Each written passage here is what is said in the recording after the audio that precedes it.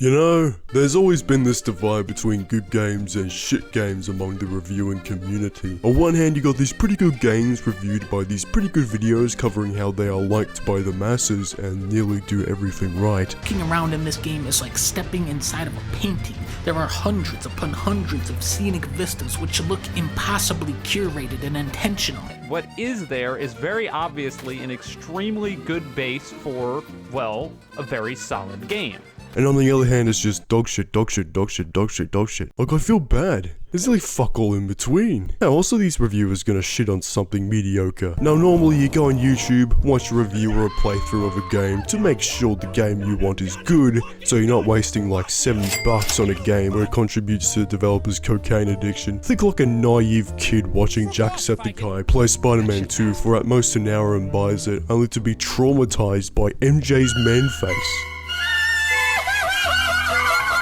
And the Miles Morales submission where you help a high school homosexual. Oh, maybe you should call yourself the Great Electric Spider. Game. Which brings us to my guy, my little fella, Synthetic Man. He's a game reviewer like all the others, but his unique quirk is that he hates blacks, gays, and women who don't look like supermodels. This is one of the only times I'll agree with him. Stellar Blade was peak, and I will gladly stick my cock in all of them. This guy, he isn't nearly the sharpest tool in the shed. At one point he said the female protagonist looked like a man because she didn't have a microscopic jawline. Oh, and of course I can't forget to mention there's also a playable female protagonist who thankfully is Japanese, but unfortunately has a wide face and a man jaw. Of course we couldn't have a woman with feminine features because that would be transphobic. Mate, it is a jawline from a model actor.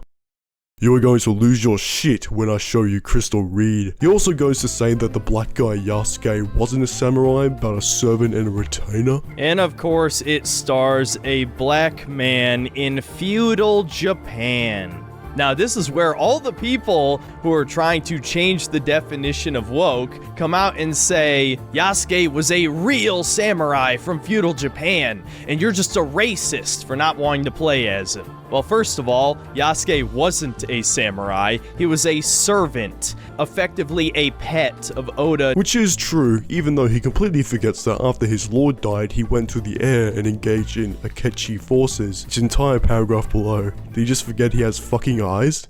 Was he that blinded by his hatred of black people? Fucking seems like it. This is the cherry on top of the shit cake. He's criticizing a historically accurate black man in a universe where the Vikings weren't the homicidal pillaging rapists everyone's documented them out to be. What a fucking tard. The opinions he makes that actually have a lick of sense to them are ones that are already universally agreed on. His reviews on God of War, Ragnarok, and Spider-Man 2 are more offside public opinion, but yeah, I'll admit, he was cooking. He was cooking with these. Good stuff, chap. But he has this specific tone when he's talking about black people. A certain hatred. Like he's stupid and all. One time he made an argument about how the Fallout show was bad because one of the main characters had a black wife. And now he just does birthday parties for alimony payments. And I find this even more funny because his kid is mixed race. So his black wife divorced him, and now he plays fucking birthday parties. How black-pilling is that?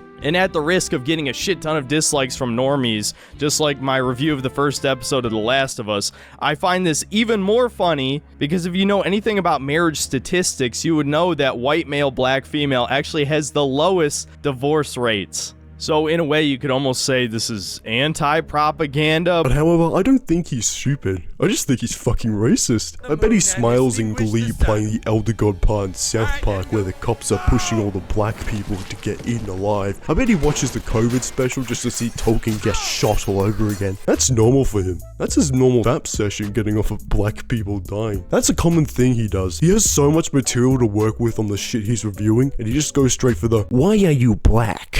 I don't like black people around these parts." Like, dude, Assassin's Creed Shadow is $100. You're not talking about that? You just go straight for the black. You just go straight for the fucking black guy. And all you had to say in that Fallout review is the family dynamic with Harwood and his daughter is not really fleshed out well.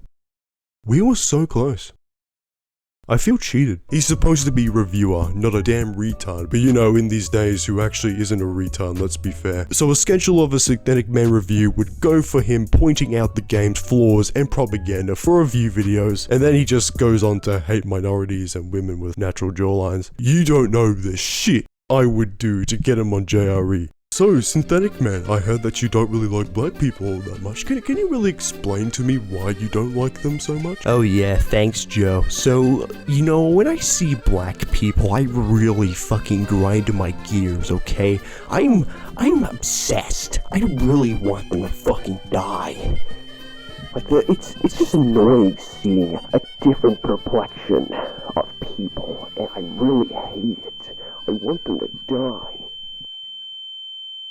So you haven't done DMT? But you know, there's always a passionate side of me that comes out every once in a while. There was a clip of Brody saying to his chat how depressed he was and how he wanted to end his own life. Those bad experiences which made you a doomer, how come those bad experiences didn't push you all the way to self-deletion?